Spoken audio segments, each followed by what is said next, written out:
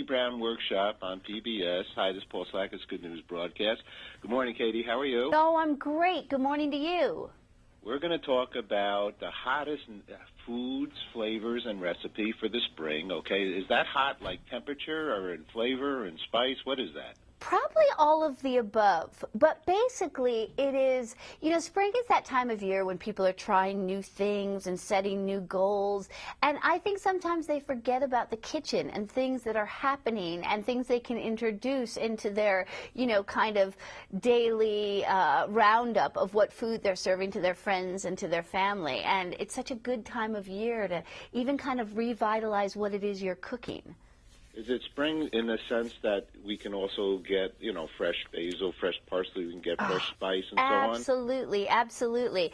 And have you ever noticed these days, too, when you walk down the produce aisle, there are so many different choices. They really have a wonderful array. And two of my favorites are papayas and mangoes. I just love them, and you can get them at just about any grocery store now. And I love to slice them up and put them into a big tossed salad that I'm making, or even chop it up and put it into a salsa that I'm preparing, so you get that kind of sweet, fruity flavor along with the kind of hot and spiciness of the salsa. It's really a great combo. If the sign's not there, do you think people know which one is which? No, I don't. I sometimes get confused myself.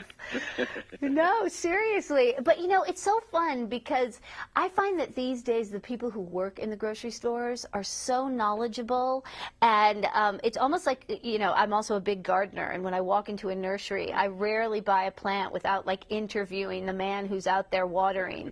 And I think that's the same in the grocery store, especially the produce section. Those people really, as big of hurry as they are sometimes in, I stop them and I'm like, tell me about this mango, how long's it been sitting here? How do you tell when it's still fresh? What's your favorite way to serve it? And you can really get a lot, and they actually, once you engage them, you'll get a lot of good stuff. And even the difference between a mango and a papaya.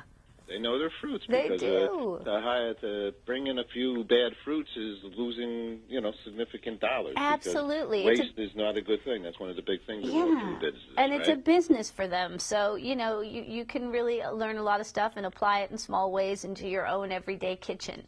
So I'm a big believer in that. And another thing that's happening these days is that when you go to restaurants, have you noticed that they now, when it comes time for desserts, a lot of times you'll get a plate that has a few different desserts arranged on it, like one that's sweet, one that's a little bit more salty, one that might be chocolatey, one that might be cheesy. And I think that's a fun thing to do in your home also.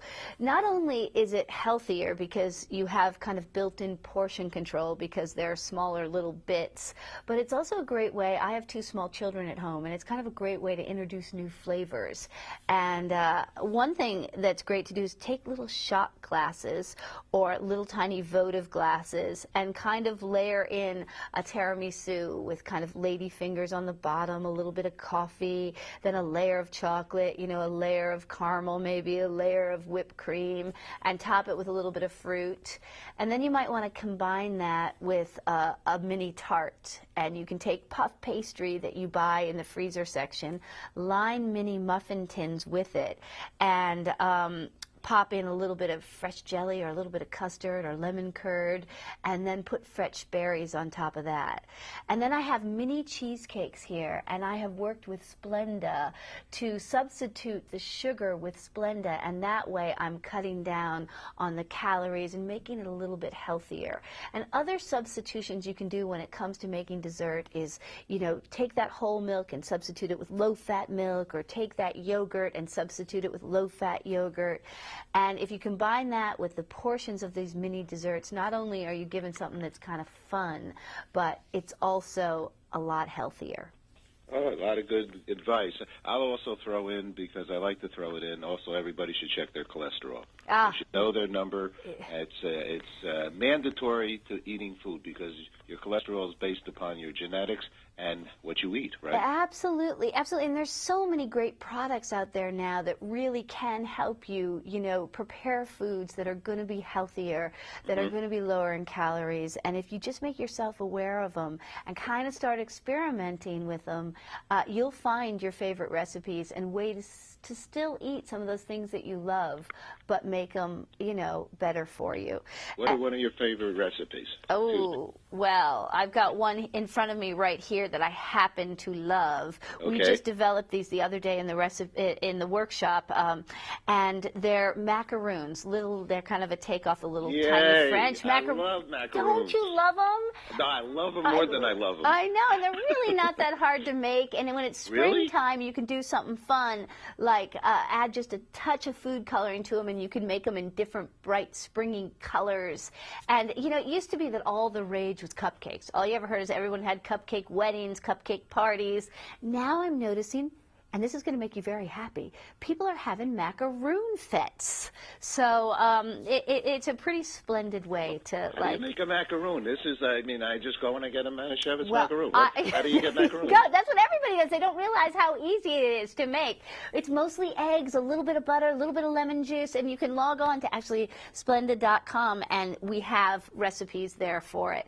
Now, another thing that's happening this spring, and this happens to be a trend that is near and dear to my heart because as I've already mentioned, I'm a Midwesterner, and we cook a lot of comfort food in the Midwest, is that people are taking kind of classic comfort food recipes and not only dressing them up and making them a little bit more updated, but they're also making them a tad bit more healthy. So I've taken these mini burgers and I've, as opposed to a big giant hamburger, made mini sliders, put them on a whole wheat bun, topped it with a little Gruyere cheese, and it's really a wonderful, great kind of updated version of the hamburger.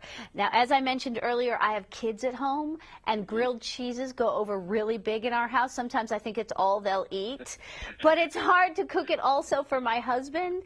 Not if you update it a little bit and make it. So what we do is, you can see here, I have this wonderful, almost marbleized bread. Just pick some luscious bread, whether it be pumpernickel, rye, caraway. Cook it with a little brie cheese. Put a smear of jelly on there and a little bit of arugula. Grill it up. The kids will never know. They'll taste that jelly and that cheese, and they'll think it's fantastic. Your husband or your wife will think you're making them something very special, and it's a great update on a classic.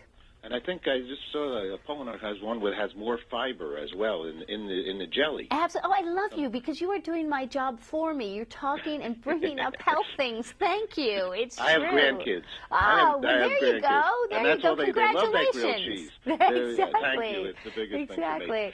Thank you so much. You have a live interview after this. Congratulations. I do. Oh, so thank you. You're a happy camper. You're doing what you love to do, right? I kind of pinch myself and don't tell anybody, but the fact that they pay me to cook is really, really thrilling. So, well, congratulations on your good news and much success with PBS. And thank you for listening to me. I appreciate it. Happy spring. Katie, nice to meet you. Bye-bye.